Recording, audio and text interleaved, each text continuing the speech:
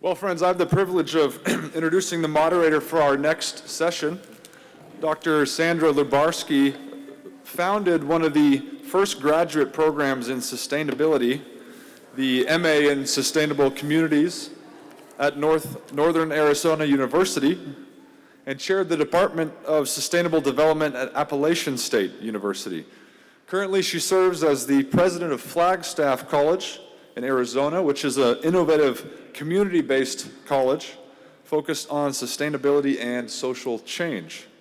She has a PhD in religion from Claremont Graduate University just behind us and has written widely on process thought, interreligious dialogue, religious pluralism, beauty, and sustainability. And please welcome me then in welcoming Sandra for our session, Beyond Dialogue and Deep Religious Pluralism. Sandra.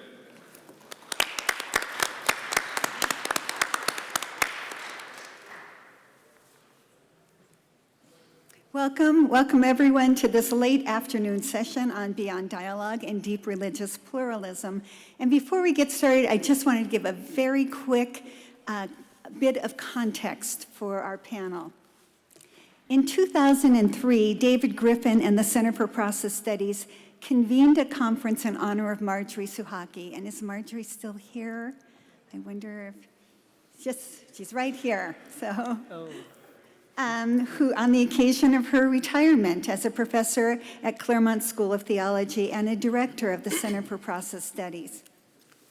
That conference led to the publication of the book, Deep Religious Pluralism, and Griffin's important clarification of the distinction between generic pluralism, identist pluralism, and deep religious pluralism. For a variety of reasons, generic pluralism, the idea that there is more than one tradition, indeed likely a multitude of religious traditions, that provide saving truths and values, has often been conflated with what Griffin names identist pluralism, the idea that all religious traditions affirm the same ultimate reality and the same final goal. Griffin made it clear that identist pluralism is only superficially pluralistic. Drawing on John Cobb's work, Griffin advanced the position of deep religious pluralism as a corrective to this error. Deep religious pluralism affirms that different religious traditions really are different, that they nonetheless may reveal universally valid insights, that these insights may be complementary rather than oppositional, and that taken together, we may gain a richer understanding of reality. Each of our three presenters today takes seriously the process-relational context of deep religious pluralism, and each carries on the practice of extending the pluralistic vision in order to achieve a fuller understanding of reality and richer relations within it. And now I'm very happy to introduce our first presenter, and that's John Becker, who is Assistant Professor of Philosophy in the Department of Religion and Philosophy at Lyon College in Arkansas. In 2017, he received the International Process Network's Young Scholar Award. He is a member of the Society for Buddhist-Christian Studies and a research fellow for the Institute for Postmodern Development of China. His research interests include process thought, comparative theology, Buddhism and Christianity, religions and ecology, and religious pluralism. John's paper is titled, The Future of Religious Pluralism, Perry Schmidt-Leukel's Interreligious Theology, and Roland Faber's Polyphilic Pluralism. Welcome, John.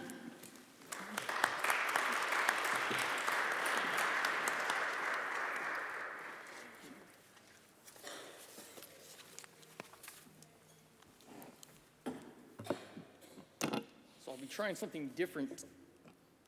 Wow, okay. I'll be trying something different today, and usually I print out my papers, but today I want to try and use my laptop. We'll see how it works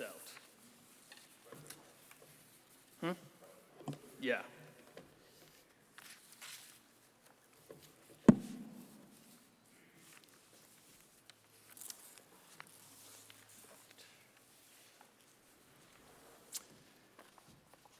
Thank you, Dr. Lebowski, for that introduction. So today I'm going to be talking about Roland Faber, who I did my dissertation with, and his take on pluralism, along with Perry Schmidt-Leukel's Interreligious Theology. And I'm going to be talking about fractals, and of course, I'll show some examples of fractals if you're not up to date with your geometry here. So the word religion, tradition, is commonly viewed as an impenetrable system of beliefs, rituals, expectations, grounded on an exclusivist assumptions. Operating under these assumptions, the only reasonable comparative approach between religious traditions falls under the realm of apologetics, a style of religious writing that defends and elevates the sole authority of a tradition from its rivals. This self-justifying prose functions under the principle of bivalence, where a person's faith and another's fall under two possible categories, true or false. Sorry, should have gone the paper route already. True or false. The rich resonations between traditions remain unrealized when confined to the binaries of either or, true or false. The objective, then, is to see another tradition in an uncommon way, allowing it to broaden perspectives, instill appreciation, and reveal alternative possibilities. Process thought or constructive postmodernism has facilitated an enlargement of perspectives, opening the universe to a manifold of togetherness and meaning. Now, to illustrate this task, I explore two frameworks on religious pluralism that are indebted to the process heritage: Roland Faber's Trans-Religious Theology and Perry Schmidt-Leukel's Interreligious Theology. The former finds his pluralistic footing in process thought, the Baha'i faith, and the apophatic traditions, and the latter situates his approach in fractal theory, intercultural philosophy, and a revised phenomenology. Both offer a dynamic vision of religious pluralism that gives powerful responses to the limitations of bivalence I mentioned above. Following these investigations, I'll conclude the paper by drawing attention to the aesthetic appeal that grounds these pluralistic theories. I also introduced Zhehe Wang's concept of harmonism to identify a strong parallel between this aesthetic sensibility and Chinese thought. So, quick disclaimer, I'm not going to be talking from a confessional perspective. I'm going to be talking more generally, and so ideally, I'd like to think that this is applicable across traditions. One other thing I will mention is that Schmidt-Leukel and Faber are both indebted not only to John Cobb, but also John Hick. And so it's nice to be back in Claremont. It's kind of like the hometown of these powerhouses here. Raymond Panikkar is another one, but I don't think we have any Claremont lineage there. So the simple fact that the world is home to an array of religious traditions is without question. Past religions have either been completely lost due to historical circumstances or incorporated into other religious traditions. Furthermore, these historical precedents, it is safe to assume that our present and future will evolve in a similar manner. Faber embraces this ontological aspect through his process hermeneutics of polyphilia, and Schmidt-Leukel through his fractal theory. Now, I'm going to use the term trans-religious to characterize both of these positions. Now, this term was first incepted, its inception was with Roland Faber and Karl Bayer, both colleagues at the University of Vienna prior to Faber coming here to teach. So according to them, trans-religious discourse is not a new phenomenon in history of religion. Rather, they remain steadfast that history is malleable nature of individuals, cultures, and religions in their inevitable becoming. So we have to understand the flux. This recognition makes aspects and identities too easily stabilized through abstraction in language. Now, this is particularly true for anyone doing comparative studies.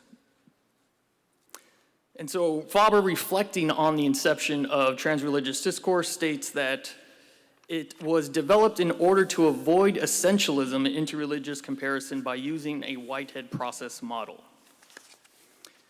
Now, the way I understand trans-religious discourse is that it seeks to make the obscured and unspoken modes of religiosity find greater modes of togetherness. So what follows is a cursory review first of Schmidt-Leukel and then Faber's contributions to the trans-religious project. So Schmidt-Leukel holds that fractal theory is a helpful tool in understanding the nature of religious pluralism insofar as it can give some coherence while avoiding the charge of relativism. So fractal theory goes back to Benoit Mandelbrot, and I'll give some examples in a second here. Fractal structures are patterns, structures, forms that display either a rough or strict self-similarity across various scales. That is, a component of the pattern or structure constitutes either a strictly identical or roughly similar copy of the whole. Now, while geometric patterns evince fractals neatly, I prefer more organic examples. Oh. Do I hit play? No. Is it not there? It disappeared. Okay, we may come back to that. But just for some context, we could think of like broccoli. This is one of the organic fractals. It's a self-repeating pattern that we could see. You could also think of coastlines. These is another example of fractal patterns. Maybe if we get the example up, I could show some examples. Oh, there we go. So here's a Romanesque broccoli. Well, let's go back. There we go. So here's the first geometric pattern of a fractal. So this is a self-repeating pattern. And if we were able to zoom in, we would see this same reflective pattern happening indefinitely if we were to zoom in continuously. Now, Romanesque broccoli is another prime example of this. You could see that the entirety of it represents different parts of this flower here. And then here is kind of a bird's eye view of a coast. And we can see these fractals, right? And so it's these patterns that Schmidt-Leukel applied to understand religious diversity that gives them a type of footing. And I find it extremely helpful in trying to wrap my head around religious diversity. Usually it's very abstract talking about these things. And I won't lie, don't tell Roland this, but it helped me understand Roland Faber quite a bit, talking about fractals. If you were expecting more from my slides, that's it. It was just some pictures. So the rest is here. So the bewilderment and seemingly distinctiveness of religious diversity is given a complex yet viable structure through fractal theory, whereby allowing for greater clarification for pluralist theories. Three important points become evident. First and foremost, fractal theory approaches religious diversity as a natural phenomenon woven into the very nature of reality, a conviction shared by most pluralists. Secondly, the theory presupposes that the religious other is never completely or wholly other. It assumes that central aspects of the other's religion have parallels in one's own tradition. This is the self-repeating patterns that we see. Since the self-repeating scales are never precisely identical in shape or scale, differences between traditions are maintained. There's difference, but there's a unity there. Fractal theory evinces unity within diversity, never subsuming it into an isolated one or completely irreconcilable differences between the different characteristics. Thirdly and lastly, there is no privileged position in the fractal pattern, since it all contributes to the whole. Yet each religious tradition will rightly and authentically emphasize those patterns that continue to give meaning to its faithful community. Privileged positions, yes. Absolute exclusive positions, no. The array of religious and a-religious positionality is further examined through the three distinctive yet interpenetrating scales. And so Schmidt-Leukel goes further into pulling out the importance of these different aspects. So the first is interreligious diversity. This is the most common form that we have talked about. So this scale attempts to recognize the expansiveness of religious diversity as an organic collection of distinctive traditions in habitation with one another. So this is religious diversity from a global scale. The second scale is intra-religious diversity. Here, the diversity that is reflected on the first scale is mirrored in the latter one. So this second tier scale highlights that diversity is reflected within a single religious tradition themselves. So for example, all Buddhist traditions talk about the triple gem, the Buddha, the Dharma, and the Sangha, yet each tradition, Theravada, Mahayana, Vajrayana, will appropriate those a little differently from one another. We can go even further and talk about the different schools that gave rise within Buddhist traditions, right? We could talk about Christianity for days, about the different denominations, right? So this is intra-religious differences. The third scale is intrasubjective diversity. That is the internal dispositions of the individual, which again mirrors the first and second scales. The tension between and within religions is also found within the individual as well. It would, however, be a mistake to see these layers or patterns as a unilateral movement, the macro level simply reinforcing structure onto the micro. There is a dynamic reciprocity between the two. In the end, Schmidt-Leukel summarizes his core contention of fractal understanding for the study of religion. He states, "The nucleus of the theory is that diversity that we observe among religions globally is mirrored in the diversity that we find within each of the major religious traditions, and that we can also discern patterns of this diversity within the religious orientation of the individual." So here we have three scales operative to understand the differences that we come across. From this, he starts to pull out different insights from his fractal position. First, he talks about the theological credit of trust that holds that religious truth exists outside of one's own tradition, and those other religious traditions have access to ultimate reality. So these are all authentic orientations. Secondly, there is a fundamental intuition of the unity of reality that holds all truth must be compatible in some sense, and therefore interreligious theology is a creative undertaking. Thirdly, related to interreligious discourse, insofar as each encounter must be rewarding beyond merely enriching one's own tradition, but listening to other interpretations without or from outside of it. And then lastly, an open process, because interreligious theology is an ongoing process within an ever-changing landscape of religiosity. So if anyone does any work with Cobb here, and you're going to hear a lot of resonating features there. Now, with these insights, he develops additional methodological insights as well. The first is that he advocates for perspectivism, that there is no neutral vantage point from which to approach any phenomenon.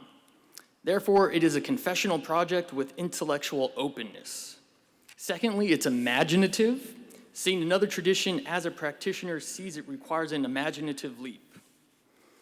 One must not seek merely knowledge of other traditions, but to be in their shoes, in a sense.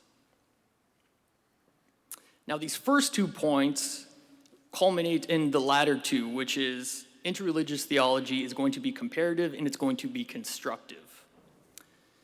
So upon receiving a new lens, one's home tradition is viewed anew.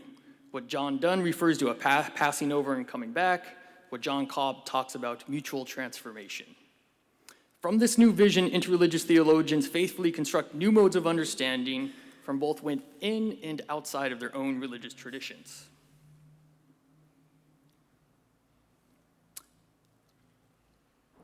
Now I'm going to switch gears and talk about Faber's engagement with religious diversity.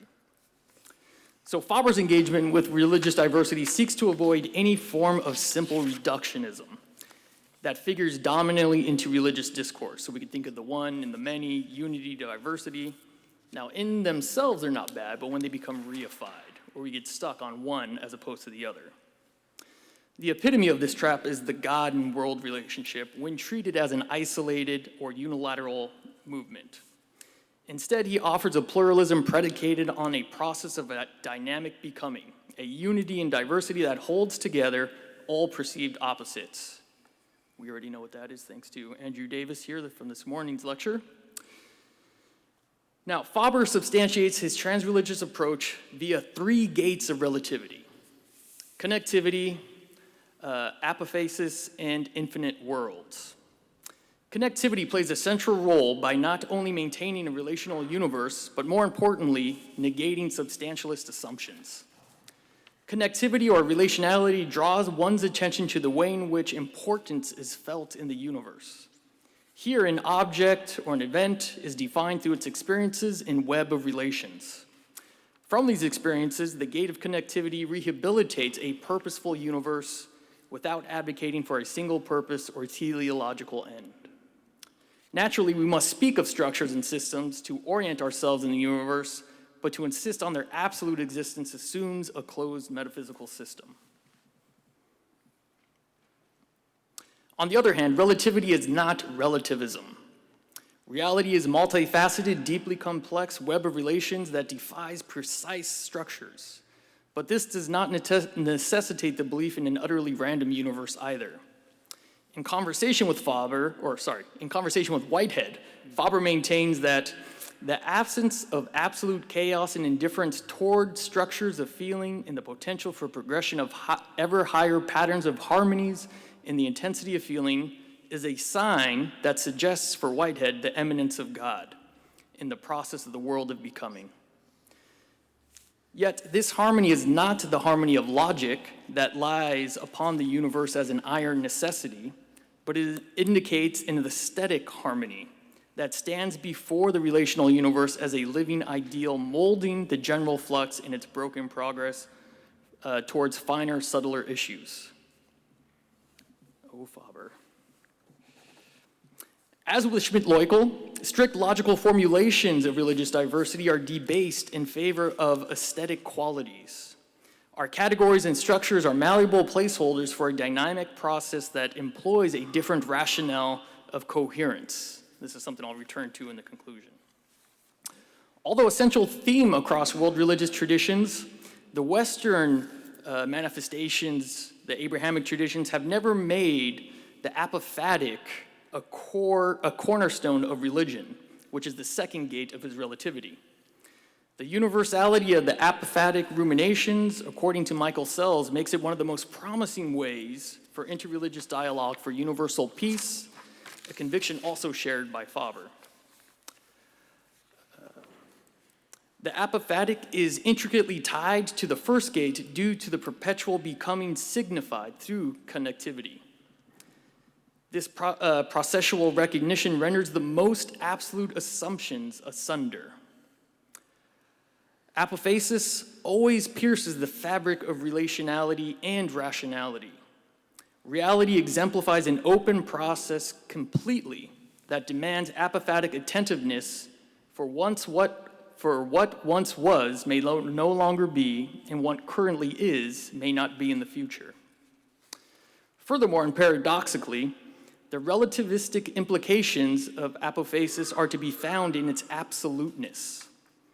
Mystically inclined sages were acutely aware of this paradox, yet recognized the importance of the insight. Great thinkers have tackled this issue not with the goal of resolving the tension, but rather to evince its dialectical ingenuity. According to Faber, because ultimate reality is directly inaccessible, no religion can make exclusive claims. All such claims reflect back on the particular traditions. His third gate talks about infinite multiplicity of worlds, but due to time, I'm going to kind of move down to my conclusion. I thought I timed this a bit better, my apologies.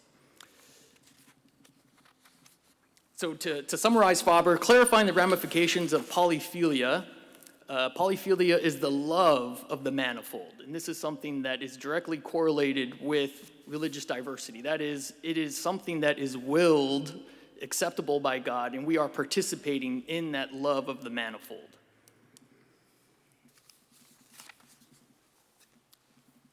Now, what I find fascinating about Faber and Schmidt-Leukel's theories are their inherently intuitive impulses. And the way in which I find that resonation is through the aesthetics. Now, what I find fascinating here is that they're moving away from the strict logic that we're used to talking about religious pluralism, and that tends to get us in issues if anyone has done religious pluralism or comparative theology. I'm just going to go off the cuff here. But when we think about a different type of logic, one that's not concerned with the necessity, going back to that quote that Faber quoted, the necessity of iron logic, but we're rather looking at aesthetic, moral, emotive feelings, right? There's a different type of rationale at work here. And I find this both in Schmidt-Leukel and Faber's account here. And so just like art theory, right, if we talk about aesthetics in terms of art, it is hard to define across the board. There's not going to be a pristine definition for any type of aesthetic appeal. Rather, you're going to know it when you see it, much like religion, I would argue. And due to this type of malleable nature, it's more appropriate, I argue, to approach religious diversity more as an aesthetic feeling for intensity, something that Whitehead would agree with, right? We're looking for that vividness of these contrasts. And that is where we get that experience towards a higher grade of experience.